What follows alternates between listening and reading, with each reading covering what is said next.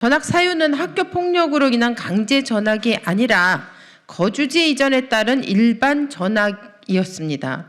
마치 짜놓고 한 것처럼 한 학부모의 의견으로 만장일치로 바로 결정이 됐다는 겁니다.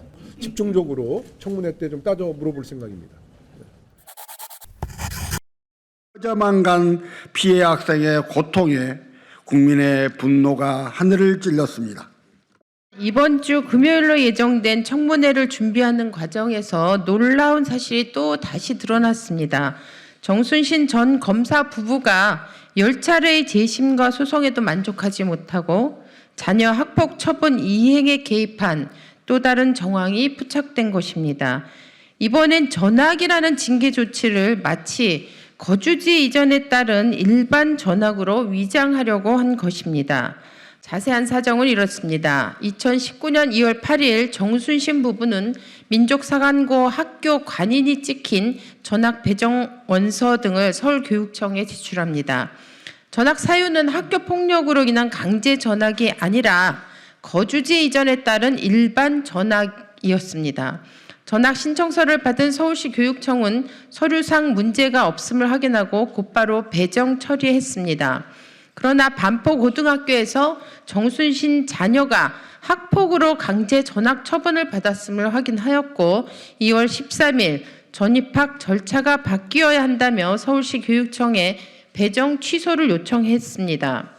그리고 바로 다음 날인 2월 14일 서울시 교육청은 반포고와 민사고에 거주지 이전 전학 배정 취소를 알리고 같은 날 민사고는 그제서야 강원도 교육청에 강제 전학에 따른 협조 요청 공문을 보내 전학이 이루어집니다.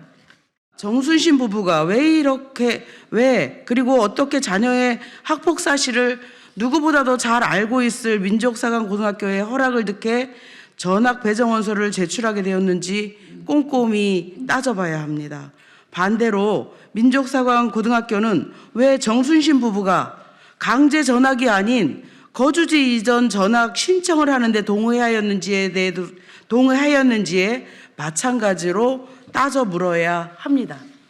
무엇보다도 이번 청문회를 앞두고 제출된 자료, 그러니까 법원에 낸 징계 처분, 가처분 신청 자료를 보면 정순신 자녀는 담임 교사와의 상담 자리에서 가해 사실을 반성하기는커녕 피해 학생이 너무 자주 자신의 기숙사방을 가리키는 겁니다. 너무 자주 찾아와서 짜증을 냈을 뿐이었다.